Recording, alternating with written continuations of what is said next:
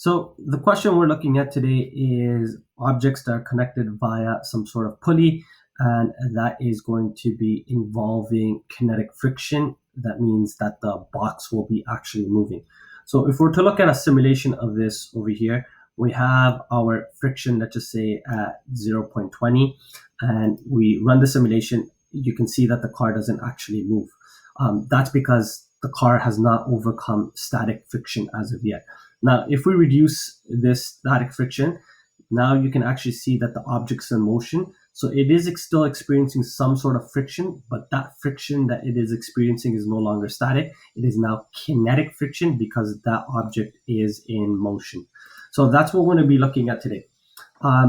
So first off, so we have a box over here. We're going to label that M1, and we have a metal mass over here. We're going to label that M2. So obviously when the metal mass drops, it's allowed to go. The box is going to be moving. So we're going to be looking at two parts over here. First is we're going to be calculating the acceleration, and the next is we're going to be looking at calculating the tension in this string over here between the metal mass and the box.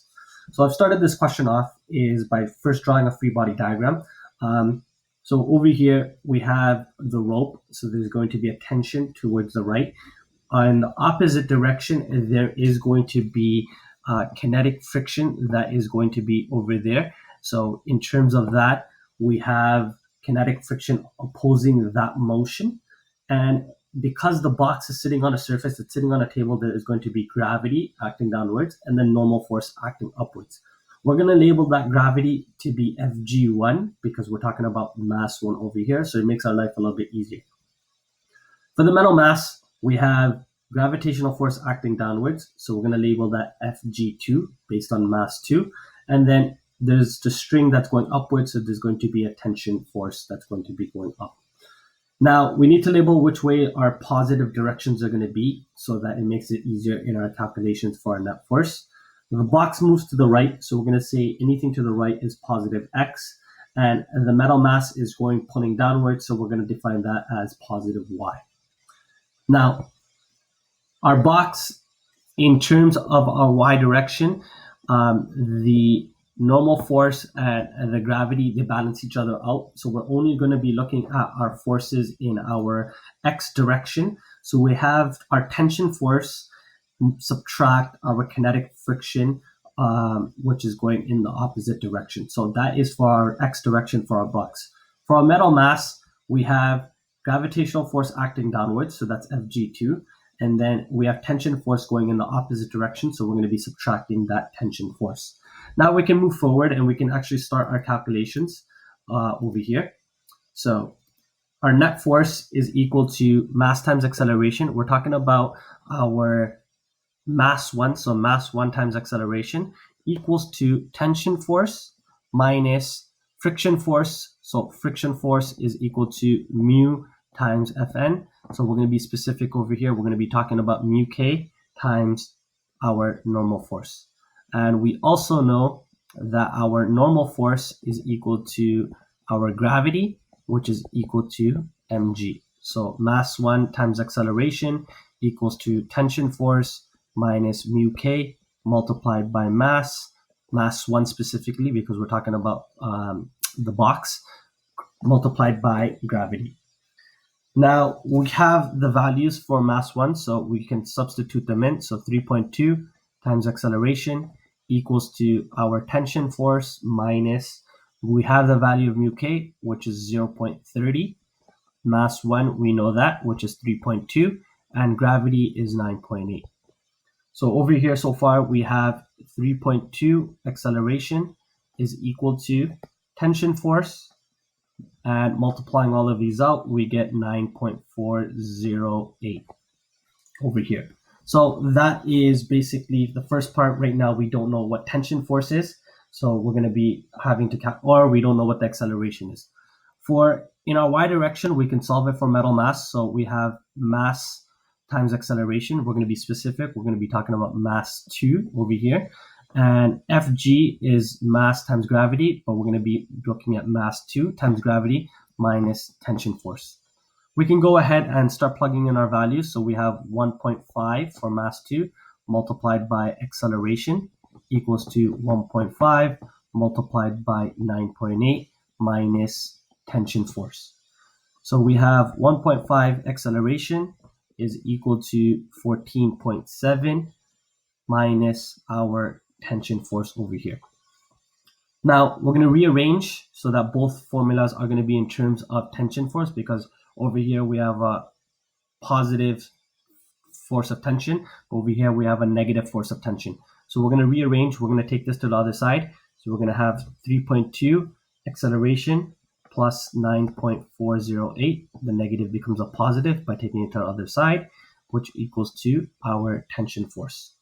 Over here we have our tension force. If we take this to the other side, we're going to take acceleration to the other side. So we have tension force is equal to 14.7 minus, because we're going to take the acceleration to the other side, minus 1.5 acceleration. Then we just put, so we have tension force is equal to negative 1.5 acceleration plus 14.7. And over here we have this equation. So we have one equation, we have two equations. Okay. From grade 10 mathematics, we learned that if we have two unknowns, because we don't know acceleration and we don't know tension force, and same thing over here, we don't know acceleration and we don't know tension force. When you have two unknown values and you have two equations, you can do this in two manners. You can do it using substitution, or you can use it using elimination. I will show you both methods. It doesn't matter which method you use, but so long as you're consistent, and you'll end up getting the same answer for both. So for the first one, we're going to do something called substitution, or we're going to equate both equations. So what that means is that we're going to substitute these two equations together. So the tension force on both sides are the same. So we have 3.2 acceleration plus 9.408 equals to tension force. And our second equation is tension force equals to negative 1.5 acceleration plus 14.7. So these two are going to substitute into each other, or we're going to equate both equations. So what we get is 3.2 acceleration plus 9.408 is equal to negative 1.5 acceleration plus 14.7. So here, what we can do is that we can collect like terms. So we have our 3.2 acceleration. These are like terms. And we also have on this side, let me choose another color. We have 9.08, the number, and 14.7. So we're going to collect like terms. So let's do that right now. So we have 3.2 acceleration taking negative 1.5 to the other side becomes positive. And we have 14.7 on our right side, bringing the 9.4 on the other side becomes negative. So we get 4.7 acceleration is equal to 5.292. So therefore, acceleration is equal to 5.292. We're going to divide it by 4.7 now. So our acceleration is equal to 1.125. Therefore, our acceleration is equal to 1.13 meters per second squared. Now, this is the acceleration that we have calculated over here. What's important to note is that you have two objects. You have the box and you have a metal mass. So both of these are going to be accelerating in different directions. The box is going to be accelerating to the right. The metal mass is going to be accelerating down. So you have to list directions for both of these. So over here, we are going to say, in terms of direction, it is going to be right for box. And in terms of for the mass, it's going to be, the direction is going to be down for mass. So we have to list the directions for both objects over here. Now, the other scenario that you can use in order to do your calculation is you can use elimination in this case scenario. So you don't have to use substitution. You can also use elimination if you wanted to. So we're going to show that over here. Let me choose a different color. So we have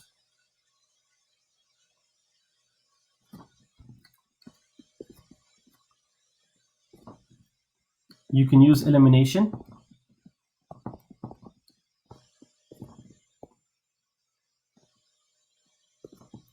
So we have two equations. We have 3.2 acceleration plus 9.408 equals to tension force.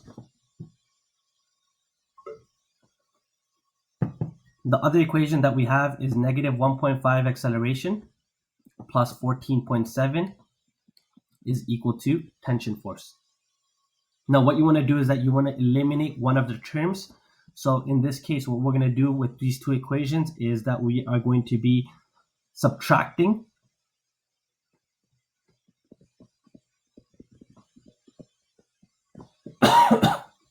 so if we subtract 3.2 minus or subtract negative 1.5, so the negative and negative become positive, so you're going to add them, so 4.7 acceleration. 9.408 minus 14.7, that becomes negative 5.292, and ft minus ft, that goes to 0. So what we have is 4.7 acceleration. Bring this to the other side, it becomes 5.292. Therefore, acceleration is equal to 5.292 divided by 4.7, and acceleration is equal to 1.13 meters per second square. And then obviously the direction would be the same for this case scenario as well. So there you have it. We've calculated the acceleration of each box. Now what we're going to do is that we're going to calculate the tension force. We have two free body diagrams over here. So you can either calculate using either one of these net force formulas. It doesn't matter which one you use. You're going to end up getting both the same answer over here. So what we're going to look at is we're going to edit. So just give me 1 second. We're going to look at both of these. We're going to copy this over. For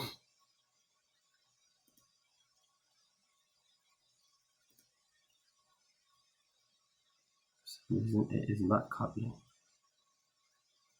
So we're going to focus on these two formulas over here. So over here, you can use either one of these. It doesn't matter which one you're going to be looking at.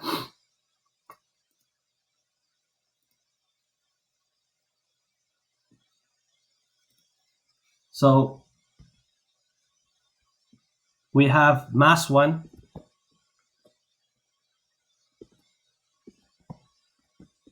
times acceleration equals to tension force minus mu k multiplied by normal force, or in this case, mass 1 times gravity.